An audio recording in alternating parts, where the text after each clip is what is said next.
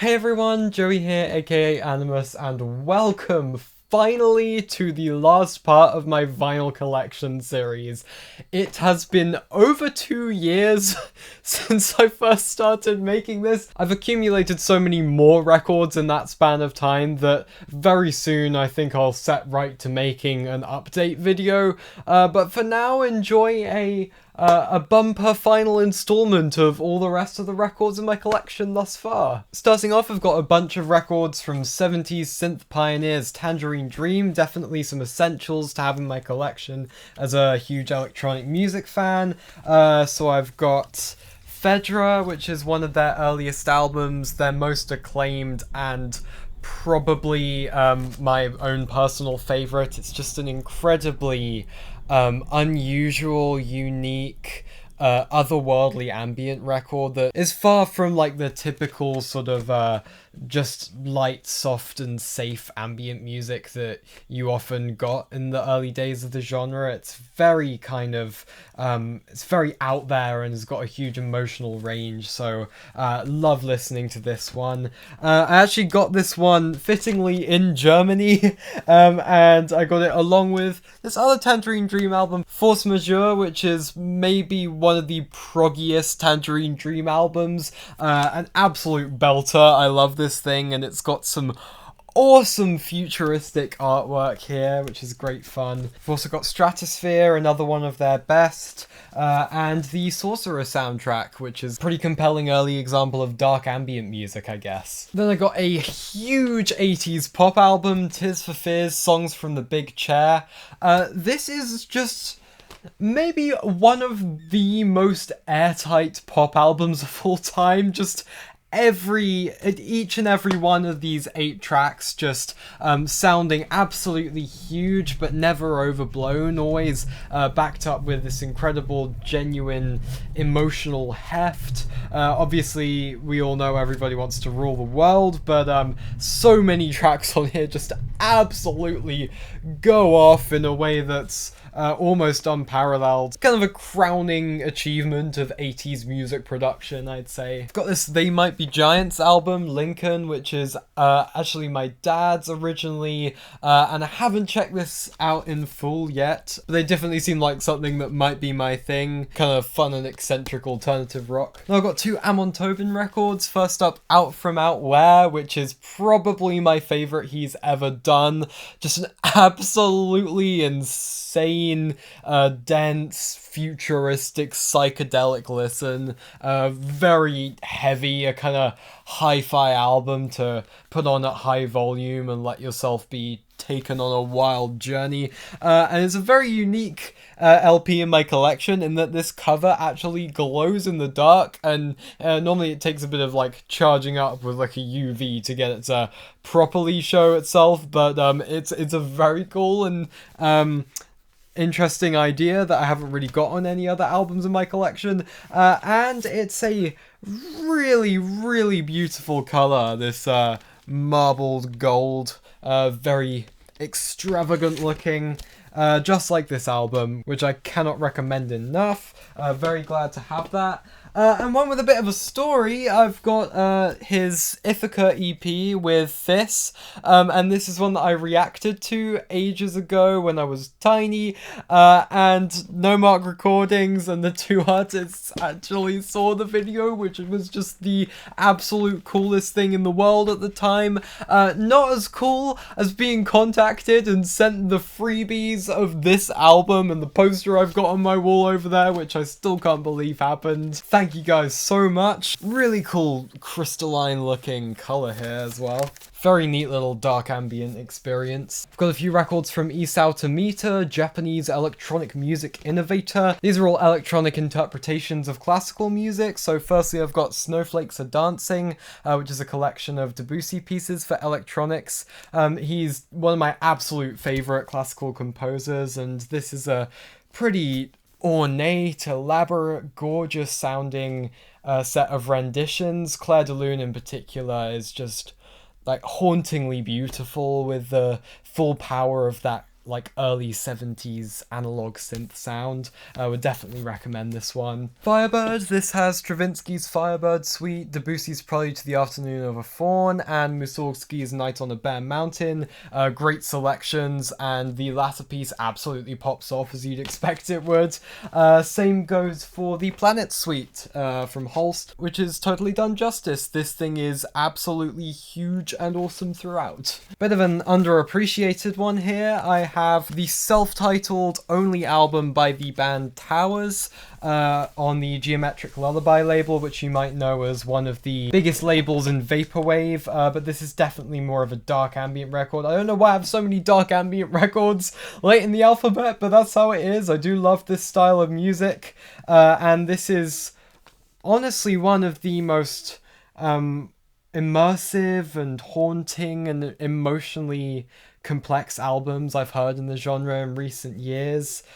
Just 4 pieces all adding up to 1 hour-long whole. I talked about this in my creepy pieces of music video for Halloween, but it's just really an unforgettable and impactful experience, and a really beautiful pressing as well. It's like a kind of night sky burst of white and silver and a bit of transparency in there as well. I spent a lot of money on this thing getting it from America, so I'm glad it totally lives up to all the hype I had for it. Ooh, it's a banger. I've got Dub No Bass with My Headman by Underworld, which is, I believe, their 3rd album, but the first one where they really became Underworld with their signature rave sound. This is just fantastic from front to back.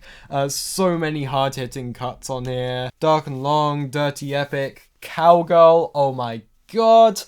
Cannot wait to see these guys live later this year. Really striking artwork here as well. This is an original pressing from the 90s, which I'm super glad to have picked up in great condition for a really low price. Mwah. I've also got the 2 Months Off single. I honestly think this is one of the happiest pieces of music I have ever heard in my life, off their 2002 album 100 Days Off, which is very difficult to pick up on vinyl at the moment. But this one track is just so damn euphoric that I decided I at least had to own this one. Yeah, so I'm a big Star Wars fan, and I wanted to hear the original piece of Jabba's Palace music from the pre-special edition version of Return of the Jedi. So I picked it up on vinyl in a charity shop, and it turns out this is just a kind of weird re-recorded alternate version of it. So this sure is an interesting oddity to have in my collection, but I'm not sure I'll be holding on to it. Definitely hoping to pick up some proper Star Wars soundtracks on vinyl sometime soon, though. We are just getting all of the classic early electronic music today. I've got some records from Vangelis.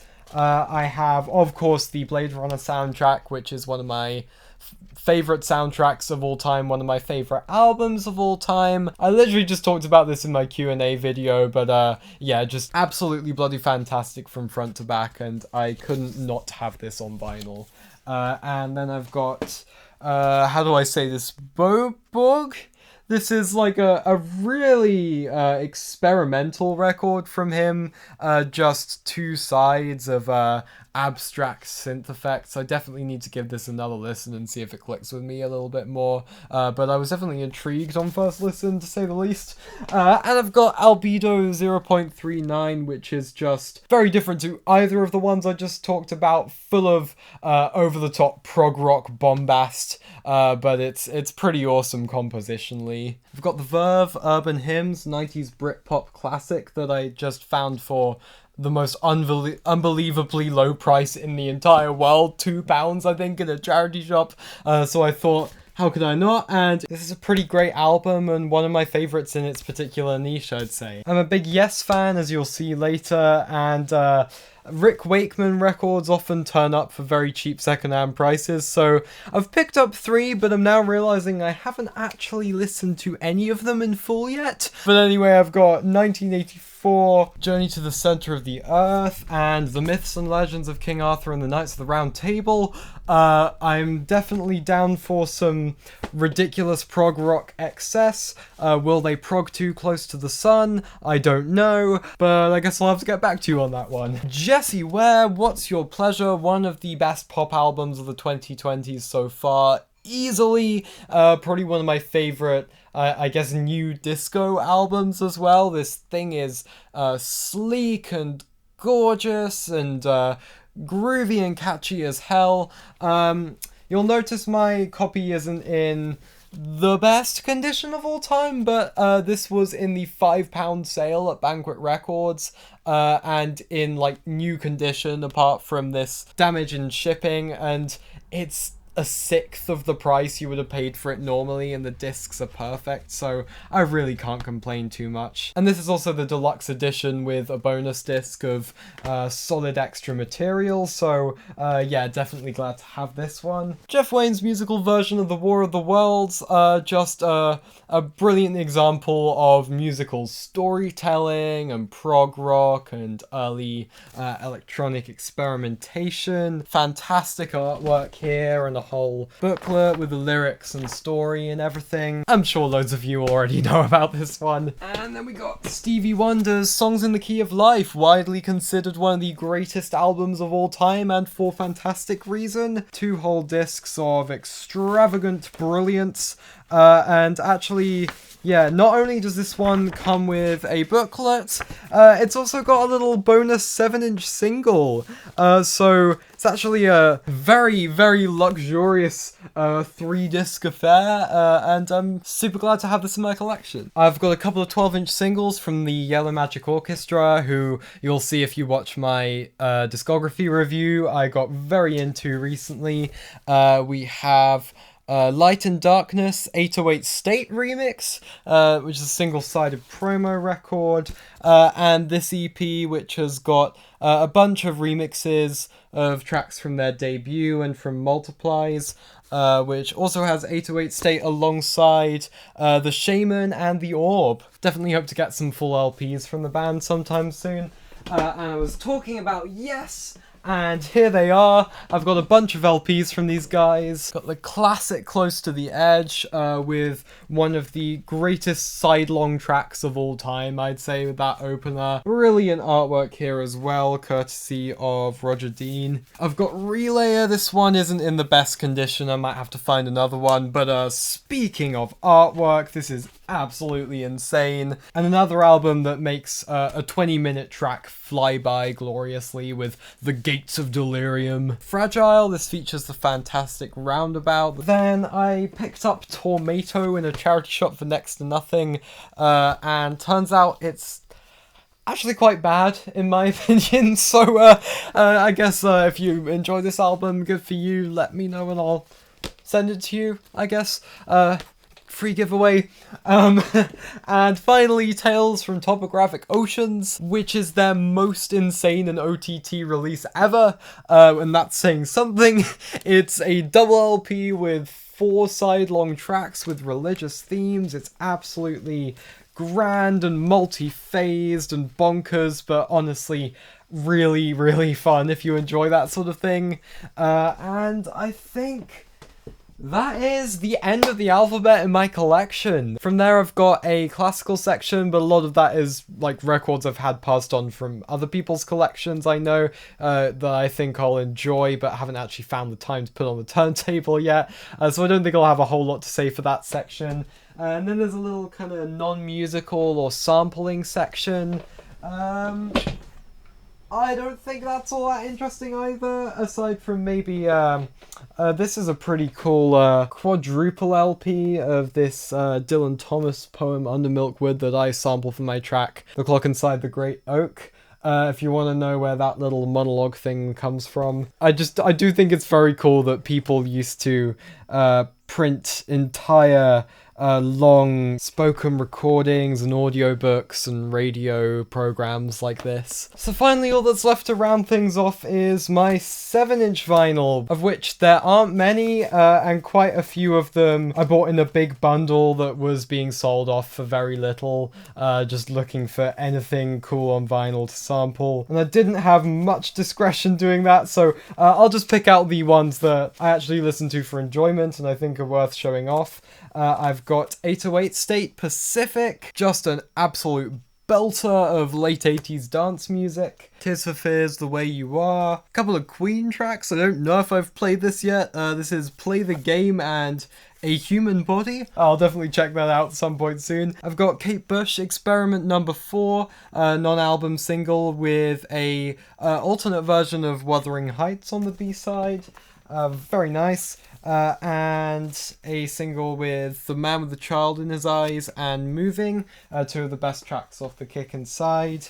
Also The Sensual World and Walk Straight Down the Middle, which I think is a unique B-side to this. I mean, that's what B-sides normally are for generally, but you get the gist. Then I got Sweet Dreams by Eurythmics, classic, obviously, you know it. King Gizzard and the Lizard Wizard in a kind of collaborative single with the Mild High Club, which I haven't heard because my friend made it into a little clock that's up on my wall right now, which has got to be one of the most fun presents I've ever received. And then I've got Kraftwerk, Computer Love, and The Model. It's kind of funny how The Model started blowing up during the Computer World era, and then they started putting it on all these singles. The Model I actually wouldn't say is one of my favorite Kraftwerk tracks ever, despite the insane hype, but Computer Love definitely is. Absolutely gorgeous track there. Ian Jury and the Blockheads, Hit Me With Your Rhythm Stick. I enjoyed the Orbital track that sampled this, and turns out the original also goes very hard. I've got Gary Newman with Cars and Asylum. B-side is a kind of little dark ambient excursion, I think. Sinead O'Connor, Nothing Compares to You. Billy Joel, Uptown Girl. Nena's 99 Luftballons. Stevie Wonder, Happy Birthday. This is a cool one. The Sea Nymphs, who are an offshoot of the Cardiacs, with Appealing to Venus and Treetops High, which I've definitely been meaning to check out, originally from my dad. Got a bunch of Orbital 7 inches, which I'll show off eventually when I make my dedicated Orbital collection video, and a couple of flexi discs. I've got Black Midi with 953 Live, and I should also have their fantastic cover of Taylor Swift's Love Story, which I explained in an earlier part, has somehow gone missing, so I really hope I find that at some point soon. And I've got Umdu Mokhtar's A Freak Fic Team, an absolute psychedelic rock rager, and probably the greatest track this band have ever made. And with that, 2+ years in the making, that is my entire record collection up to this point. Except of course it isn't quite, because I'll be making that update video very soon. But for now, thank you so much for watching, keep buying physical music, see you next time.